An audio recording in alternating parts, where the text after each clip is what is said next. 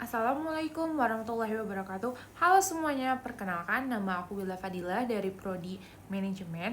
Jadi di video kali ini aku akan mereview sebuah buku tentang Rich Dad Poor Dad by Robert T. Kiyosaki.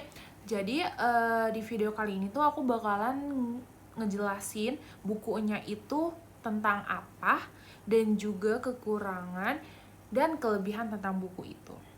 Nah, yang pertama ini aku bakalan ngejelasin tentang buku Rich Dad Poor Dad by Robert Kiyosaki. Jadi, buku ini adalah salah satu buku finansial yang sangat terkenal di dunia karena buku ini tuh ngebahas bagaimana perbedaan pola pikir orang kaya dan orang biasa dalam mengelola uang itu sendiri. Dan juga buku ini menceritakan tentang pengalaman pribadi seorang penulis, yaitu Robert T. Kiyosaki. Mengapa menceritakan pengalaman pribadi? Karena si Robert ini menceritakan tentang dua sosok ayahnya, yaitu yang pertama si Rich Dad ini, sama yang kedua adalah Poor Dad ini. Nah, kalau yang di sini ini siapa sih ayah kandungnya? Nah, yang di sini tuh ayah kandungnya itu sebagai Poor Dad-nya, sedangkan yang Rich Dad itu adalah ayah dari sahabatnya. Nah, si Poor Dad ini, si ayah kandungnya itu adalah hanya seorang pria berpendidikan, tetapi berpikir tradisional soal keuangan. Jadi kayak mindsetnya itu gak main tentang keuangan itu. Jadi berpikirannya tuh masih kayak tradisional gitu, gak maju. Sedangkan kalau yang Rich Dad ini adalah ayah dari sahabatnya. Nah, dari ayah sahabatnya ini adalah seorang pengusaha sukses yang mengajarkan cara berpikir kritis tentang keuangan. Jadi, nggak kayak bapak kandungnya, kayak berpikirnya tradisional doang. Kalau bapaknya sahabatnya ini tuh kayak, dia tuh berpikir kritis lah tentang keuangan itu tersebut. Dari kedua figur ini, si Robert itu meyakini bahwa pendidikan formal saja tidak cukup untuk mencapai kebebasan finansial. Penting untuk menguasai literasi keuangan, investasi, dan cara membuat uang bekerja untuk kita. Nah, itu kayak kita bisa membedakan antara kedua ayah tersebut.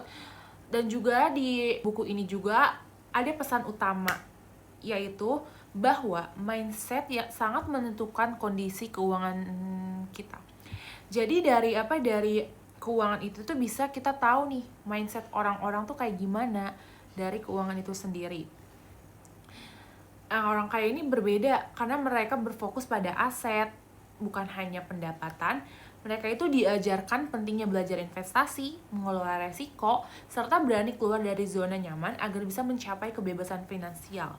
Dan untuk kelebihan bukunya, menurut pribadi aku itu, buku ini tuh ditulis dengan bahasa yang mudah dipahami bagi semua kalangan, gak hanya orang yang sudah ilmunya banyak, tetapi orang yang ingin belajar kayak masih pemula gitu, ini bahasanya sangat mudah dipahami. Dan juga yang kedua ini tuh banyak experience tersendiri dari penulisnya, kayak banyak contoh nyata lah gitu, kita bisa bilangnya. Terus yang terakhir itu, si penulisnya juga memberikan motivasi untuk kita bisa berpikir berbeda tentang uang itu sendiri. Dan menurut aku, tentang kekurangan buku ini itu nggak banyak.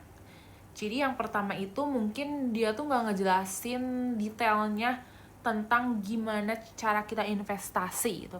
Sehingga bagi kita yang pembaca itu harus kayak mencari sumber tambahan itu sendiri.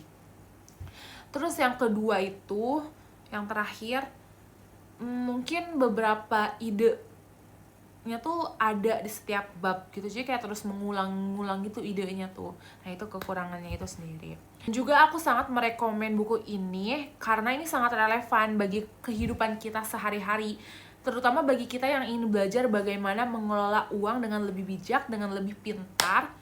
Dan juga buku ini tuh gak hanya membuka wawasan, tetapi juga bisa mengubah pola pikir kita tentang masa depan finansial kita. Ini tuh sangat rekomen banget guys gitu. Sangat rekomen banget bagi kalian yang ingin belajar tentang financial freedom atau apapun itu ya. Kayaknya udah segitu aja video aku tentang review buku yang aku pilih. Assalamualaikum warahmatullahi wabarakatuh.